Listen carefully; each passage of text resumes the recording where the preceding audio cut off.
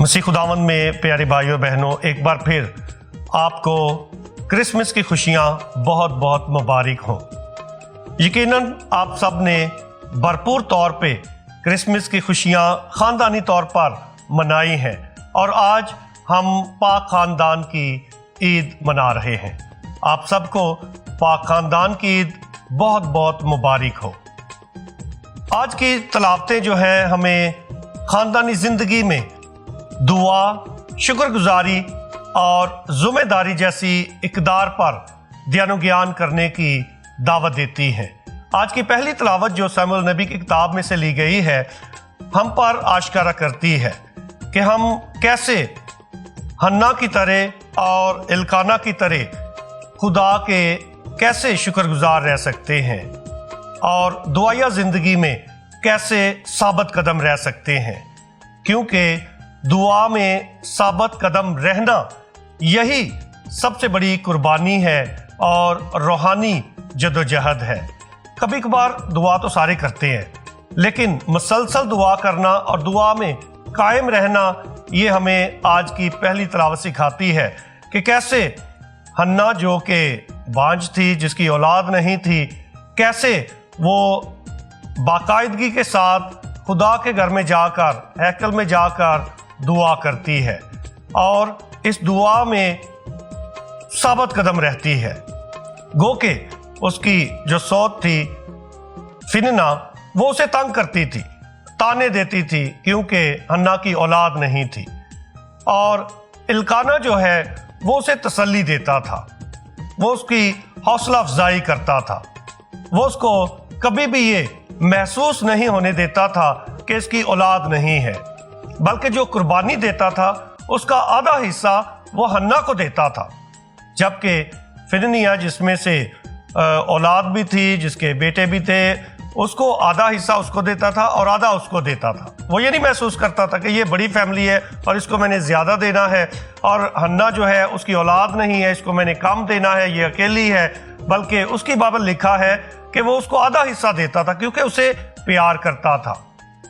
मसीह खुदावंद में प्यारे भाइयों बहनों, उसकी सोच जो है उसे ताने देती है और हन्ना की बाबत लिखा है कि वो उसकी बातें सुन सुनकर रोती थी, परेशान होती थी, और इस परेशानी के आलम में वो रो रो कर खुदा से दुआ करती थी और इस दुआ में वो साबित कदम रही और खुदा ने उसकी दुआ सुनी। और जब खुदा ने उसको बेटा अता किया तो उसका नाम उसने सैमुअल रखा, और सैमुअल का मतलब है खुदा ने सुना, यानी खुदा सुनता है। और इसके दूसरे मानी ये भी हैं खुदा का नाम। लिहाजा ये खूबसूरत नाम जब सैमुअल का रखा गया तो इसके बाद बड़ी बाकायदगी के साथ इल्काना और हन्ना उसको खुदा के घर में लेकर जाते रहे, अपनी शरई जिम्मेदारियां पूरी करते रहे, उसकी ईमानी, रूहानी, अखलाकी तरबियत करने में कोई कसर बाकी ना छोड़ी।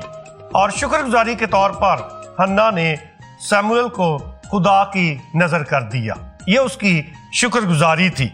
और हन्ना जो है अपनी दुआ में, अपने गीत में खुदा की जब शुक्रगुजारी करती है तो वो कहती है, मेरा दिल खुदावंद में खुश व खुरम है। बिल्कुल ऐसे ही जैसे मुकद्दसा मरियम अपने तराने में कहती है, ये भी खुशी का तराना है, शुक्रगुजारी का तराना है, ईमान का तराना है। जब मुकद्दसा मरियम कहती है, मेरी जान खुदावंद की बड़ाई करती है और मेरी रूह मेरे निजात देने वाले खुदा से खुश हुई। मुकद्दसा मरियम भी दिल से, अपने सारे वजूद से खुदा का शुक्र अदा करती है, उसके नाम की बड़ाई करती है, उसके नाम को मुबारक कहती है और सताइश करती है। यकीनन जब भी हम किसी नेमत के लिए, बरकत के लिए खुदा की हजूरी में आते हैं, ज़रूर है कि हम उसकी सिफ़तें बयान करें, उसकी बड़ाई बयान करें और दिल में खुशी महसूस करें हर नेमत के लिए, बरकत के लिए जो खुदा हमें अता करता है। आज की पाक अंजील जो मुकद्दस लूका के मुताबिक है, हमारी मदद और रहनुमाई करती है कि हम कैसे अपनी जिम्मेदारियों को पूरा कर सकते हैं। बिल्कुल ऐसे ही जैसे पाक खानदान के दोनों अफराद यानी हज़रत यूसुफ और मुकद्दसा मरियम अपनी जिम्मेदारियों को पूरा करते हैं। लिखा है कि उसके वालिदैन یعنی یسوع المسیح کے والدین ہر سال عید فصح پر یروشلم جایا کرتے تھے، اور جب خداوند یسوع مسیح 12 برس کا ہو گیا تو عید کے دستور کے مطابق وہ یروشلم کو گئے۔ اور پھر لکھا کہ خداوند یسوع مسیح ہیکل میں رہ گیا، اور حضرت یوسف اور مقدسہ مریم جب گھر واپس آ رہے تھے ناصرت کی طرف تو ان کو راستے میں معلوم ہوا کہ یسوع ہمارے ساتھ نہیں ہے، وہ کھو گیا ہے۔ اور اس کے والدین کی بابت لکھا کہ وہ فکر مند تھے، پریشان تھے، اور مقدسہ مریم خاص طور پہ بہت زیادہ پریشان تھی، اور جب واپس ڈھونڈتے ہوئے ہیکل میں اس کے پاس گئی تو اس نے دیکھا، لکھا ہے کہ 3 روز تک وہ اسے ڈھونڈتے رہے، 3 روز تک۔ اور کہاں پہ ملا؟ یسوع بچہ ہیکل میں ملا، استادوں کے درمیان، اور لکھا ہے کہ ان سے سوال کرتے ہوئے، ان کے سنتے ہوئے پایا گیا۔ خداوند یسوع مسیح استادوں کی سنتا بھی تھا اور اس کے ساتھ ساتھ ان سے سوال بھی کرتا تھا۔ یہ ساری باتیں ہم پر ظاہر کرتی ہیں کہ کیسے یسوع المسیح قد و قامت میں، حکمت میں بڑھتا گیا، کیسے اس نے نشو و نما پائی، اور اس نشو و نما کے عمل میں اس کے والدین اس کے لیے فکر مند رہتے ہیں۔ یہ ماں باپ کی ذمہ داری ہے۔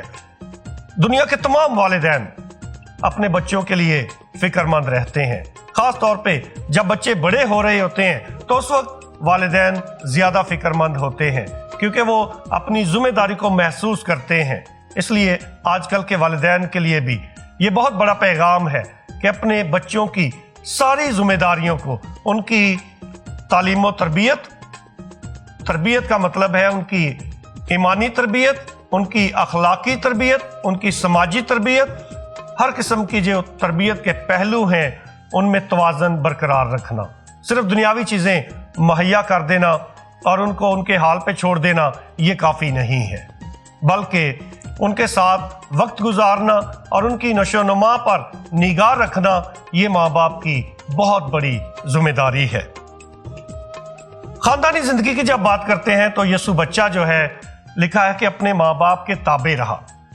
بچوں کی یہ بہت بڑی ذمہ داری ہے کہ وہ اپنے ماں باپ کے تابع رہیں، ان کے فرما بردار رہیں۔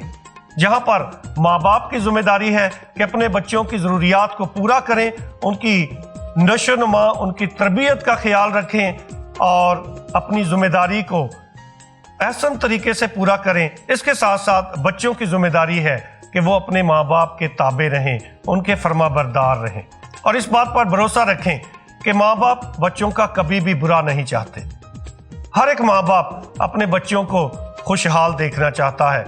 وہ چاہتے ہیں کہ ان کے بچے ان کی آنکھوں کے سامنے اپنے پاؤں پر کھڑے ہوں۔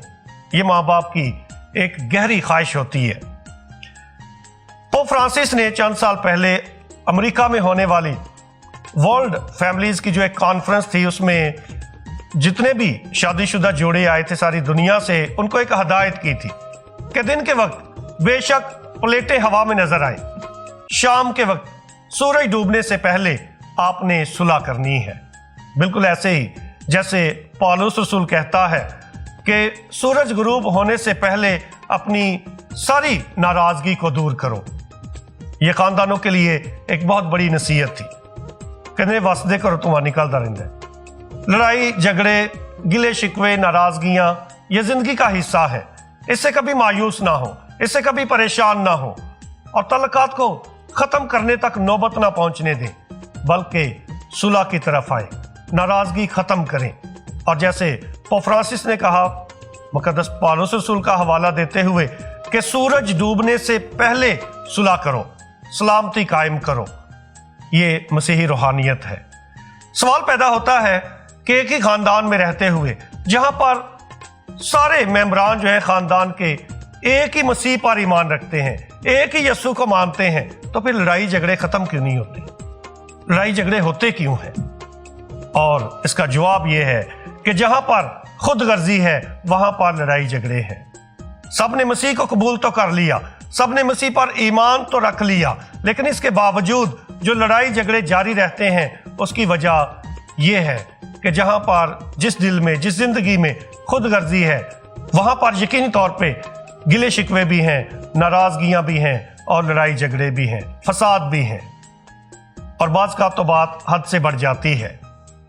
اس لیے آئیے آج جبکہ ہم پاک خاندان کی عید منا رہے ہیں، اپنی خاندانی زندگی سے خود غرضی کو دور کریں، خاص طور پہ اپنے دلوں میں سے، اپنی شخصی زندگی میں سے خود غرضی کو دور کریں، ایک دوسرے کے لیے جینا سیکھیں، دوسروں کی خوشی کو اپنی خوشی سمجھیں، اپنی خوشی کو پہلی ترجیح نہ دیں، دوسرے شخص کی یعنی اپنے شریک حیات کی، اپنے بہن بھائیوں کی خوشی کو پہلی جگہ دیں اپنی زندگی میں، تو دیکھیں کہ آپ کے گھر میں کتنا اعلیٰ پائیدار امن اور سلامتی قائم ہوگی۔ آپ سب کو پاک خاندان کی عید بہت بہت مبارک ہو۔